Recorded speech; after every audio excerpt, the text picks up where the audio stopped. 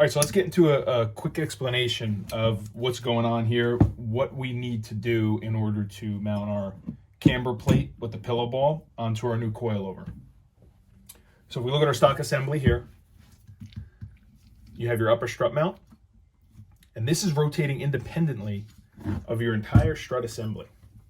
That includes this top hat, that includes the spring, that also includes your main shaft that goes down into your housing with your valving underneath here. This rotates independently of everything. The reason being is it's pinched with a bearing that's going to prevent it from binding. Now, if this bearing fails, you could have a problem. You're going to hear clunking noises. It's going to twist, premature wear on your shock. So I'm going to show you guys how we're going to get this camber plate to work with our Solowerks coilovers. Out of the box, if you take your camber plate and use the provided bushings and tighten everything down, everything is bound together. It's never going to work. The top hat for your spring is going to be touching the pillow ball. At full deflection, it's binding. So no matter what you do, even if this is free, if you don't customize the right spacer to get this away from this top hat here at full deflection, if they touch, it doesn't matter how free this is. You're going to bind everything up together. You're going to have a problem. It's going to make noises, premature wear on your damper. It's going to tear up the top hat because this is only made out of aluminum. So today I'm going to show you guys what you need to do in order to space this properly and what we have to do to customize the hardware that your coilover comes with in order to make your eBay camber plate work on your coilover setup. So let's get into it. I'll show you guys right now what we got to do. It's pretty time consuming, but you have to take your time with it, and we're going to get it on the road and it's going to function properly. A lot of people are saying bad things about the eBay style camber plates. I don't see anything wrong with them. I do think there could be a couple of improvements. I think that the hardware sticks up too much. Even though they give you some extra holes to jump your hardware around, I think this limits your adjustability. So maybe if they machined a valley in here and they got this hardware flush with this plate, that would be one thing for starters. But a lot of times these aren't set up properly. And I think that if you set it up properly, we could get an accurate base on how long something like this will last. And, you know, look, for $35, you know, if you set this up properly and you have all the hardware that can swap over into the next set, I mean, if they can last you a season, that's great in my eyes. You know, mid-range, you're looking at 200 for camber plates, all the way up to 450 for camber plates with caster adjustability. So anyway, enough talking. I'm going to show you guys how to customize what you need to make this work with your new coilovers. Your eBay camber plate kit is going to come with two bushings. One is going to be a little bit larger, and it's going to fit the diameter, 14 millimeters, perfectly over your coilover right there. So we're going to use this one as the bottom. Secondly, it comes with one that's, excuse me, a little bit larger in diameter. I would say, if I were to take a guess, is probably a 16 millimeter open.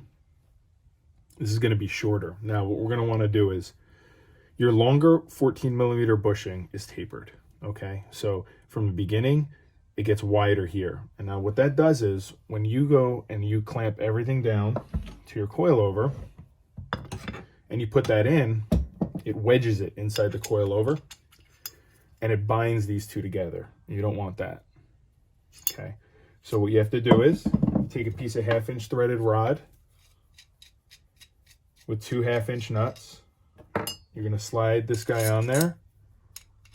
You're going to lock this in nice and tight, and then this goes into your drill, and then you can spin it and you can slowly file this down. And you're going to want to use a set of calipers to check this diameter. So when you first get your camber plate, this is actually going to sit like this. It's not going to go all the way in. Okay. When you file it down, it'll drop right in there and it'll swivel with zero gap. Okay. And now we have our bearing-like movement, you know. Okay. So in addition, we're gonna chop this down. Now, to get into that, we're gonna use our larger bushing on the top. Okay, and we're gonna use our smaller diameter bushing, but longer in length on the bottom, to give the camber plate a little bit more support. And as you can see, when these two meet, there's very little play. You have a little bit there, but you don't want to go too much. When you cut these guys down, if you cut down too much, now what you're going to be doing is you're going to be pinching your camber plate and you're going to be inhibiting it from spinning freely. So you want to go just enough where you have just a little bit of play. This is all by measurement, all by feel. You're using your sandpaper, you're going slow, you're test fitting many times. I know it's a pain in the butt for $35 camber plates, but if this is what you want to use, this is what we got to do. Okay, so now we have free play here. So we're going to put our top hat on to our coilover.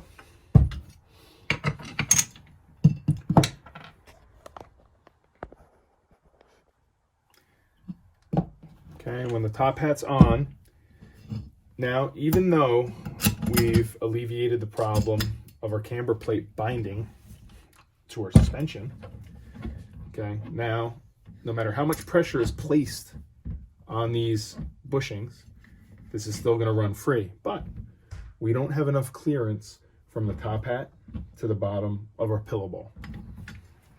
So what do you want to do? You got to make a spacer. So you can go to any home improvement store. This is Home Depot. We're going with a 3/4 inch piece of pipe. This is plain steel. This is round tube stock. This happens to be a 3-foot piece. Unfortunately, you only need a piece about that big. If I were to take a guess, not even take a guess, let's measure. Let's see what this is on average, this spacer. Your spacer is going to be 3/16. Not much. But what your spacer is going to do is you're going to put it on top of the hat, or the spring hat, and then that's going to give you a little bit of space between the hat and the pillow ball camber plate. So let's throw our spacer on here. Let's throw our spacer on here. Okay, and now when this is fully compressed by hand, you can deflect your pillow ball, and you still have a gap. No matter which direction you go, you always have a gap. So no matter what this suspension does, you're not going to bind, and your camber plate will still be able to move independently. Okay, yeah, that's that. I'm going to try to throw in some illustrations here and show you guys exactly how you need to do this and how to measure. You know what? Better off yet, I'm going to record on how I'm going to do the second coilover because I only have one ready. And so I'm just going to show you guys how to do it as I go along. And then I'll label the video. I'll put some subtitles in there. Make it a little bit easier. All right?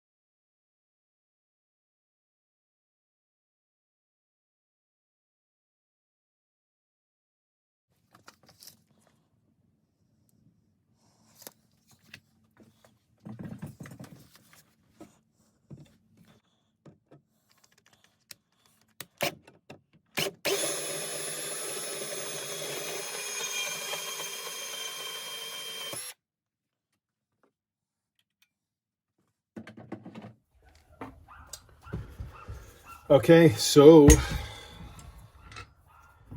I hope you guys enjoyed that little time lapse slash informative step by step. So this is what you guys are going to end up with. You guys are going to end up with your bottom spacer. Okay.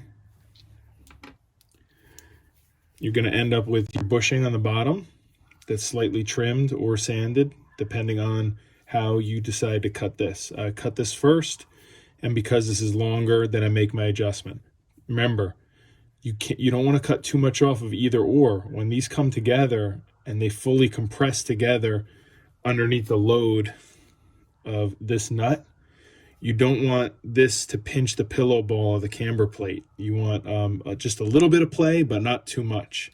So off camera, I was test fitting, cleaning, resanding. You know, it takes a little while. I mean, this is probably about an hour, and I've already done one side, so you can expect a couple hours minimum to get these to work. Now, like I showed you guys in the last coil, get a little bit closer here. Okay, we're gonna drop our spacer down. Okay, that was our Home Depot steel tubing. This is the bushing that came with the kit, once again, that we've removed the taper from and we've trimmed. Okay, camber plate on top of there. Your top bushing. And then you're gonna throw your nut on there. And this is Allen key. And then 19 millimeter up top, and then you want to keep this stationary as you tighten this down. Try not to spin this if at all possible. Because I did lose some threads on this because of the spacer underneath, I am going to put some thread locker blue on it before I tighten it down ultimately. And we're going to go ahead and install this. All tightened down, thread locker blue. I mean, this is as tight as I can get it. And then that's how free we're spinning, okay? Remember, damper, springs, top hat, everything independently spinning on your pillow ball, okay? Double check your spacer underneath. Do you have enough room? We have a piece of paper clearance right there, okay? Same thing, check the other side, check all four. You're probably not going to see this much deflection inside the vehicle, but plan for the worst. That's it, guys. No more spring binding. No more premature wearing out of your dampers because you're spinning your valving inside the body. Let's give these $35 camber plates a shot and see how they do. But we got to give them a fair shot, so we got to set them up properly. All right, I'm going to throw these in. Okay, so this is not the final ride height, it's way low, but actually it's going to help us when I show you guys this example. You can see our strut rotating inside the pillow ball, but the pillow ball is not rotating.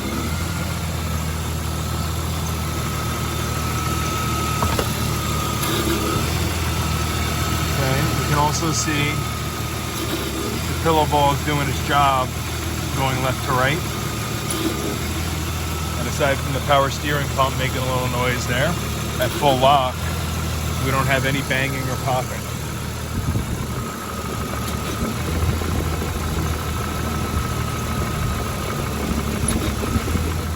Alright guys, so I'm down here in my basement. It's a little too cold out to film this outro. I forgot when it was still nice out. Anyway, I hope you got something out of the video. I hope you enjoyed it. If you guys have any particular questions about your camber plates and how to mount them to your suspension, just leave them in the comments below. I'll get right back to you. And yeah, guys, if you liked it, give it a thumbs up, hit that subscribe button, and we'll see you guys soon. Thanks again for joining me. I appreciate it. See you.